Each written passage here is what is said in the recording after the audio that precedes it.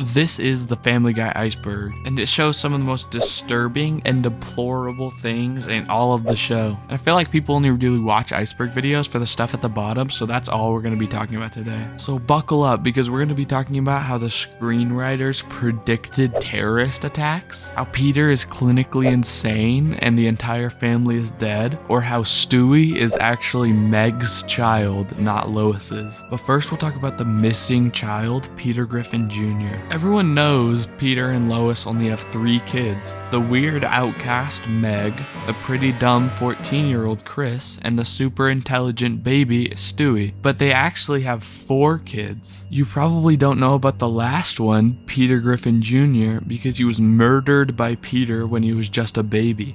It's just so horrible. I'm sorry, Lois.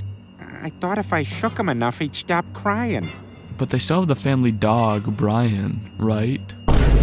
Brian is actually human, I think refers to a theory that he's a CIA experiment or something. And it does make sense because Brian can talk and dogs can't do that. Also, it explains why Brian's girlfriends don't really care that he's a dog, when that's that's not okay. Also, Brian had a child, and the child is just a human. It has no dog DNA in it, really. Also, he would have to have a social security number because he has gone to college, and you need to submit a social security number to go to college. But I think a better way to explain the fact that Brian can talk is that it's all in Stewie's eyes. This one is referring to the theory that Stewie is just a normal baby that has a really creative imagination, and that's why dogs can talk, because Stewie's a stupid baby and he thinks that. That's also why he's built time machines and stuff, because he's not actually doing that when he's 1 year old. He's just a normal baby and he's imagining himself doing crazy things.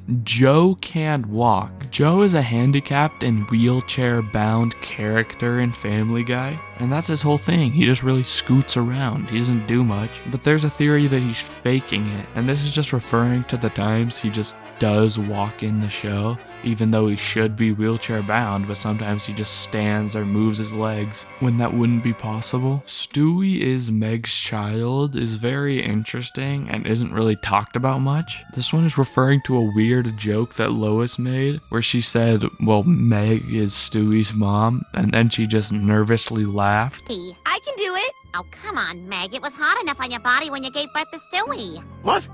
I'm just joking. Now we're on to the very deep and disturbing part of the iceberg. It's all in Peter's mind is talking about the theory that Peter was once an intelligent man and not stupid like he's shown as now. Lois was still pregnant with Stewie at the time, and Meg, instead of her being, gross and an outcast, she was actually an attractive and popular girl. Chris is mentally handicapped, but despite this, Meg still has a very loving bond with Chris, and she even took him to a party. At this party, Meg got really drunk and Chris started freaking out and having a panic attack. So then when she was driving him home, they totaled the car, killing them both in the crash.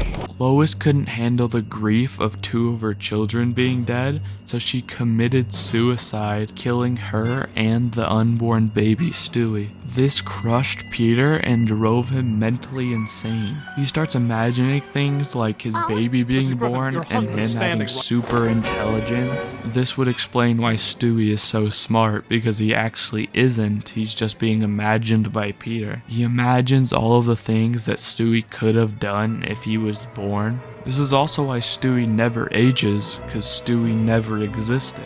It's also why Stewie always wants to kill his mom, because Peter has a hatred built up for her when she committed suicide, because she took out Stewie with her. This is also why Peter imagines Meg as a fat slob that nobody likes, even though she's a normal girl. But now Peter hates her because she took away all of his family. Peter is then sent to a mental asylum, and his old friends come to meet him: Joe, Quagmire, and Cleveland. Peter imagines them doing crazy and wacky stuff, but there's never consequences because it never actually happened. The Boston bombing prediction. This one is talking about in an episode where Peter commits a terrorist attack and drives through a Boston Marathon. And later, after that episode aired, an actual terrorist attack happened on a Boston Marathon. Peter Griffin should be sent to jail for the terrorist attack, but if you want to know how long he goes to jail, you should watch my other video if Peter Griffin was convicted of his crimes. Okay, bye.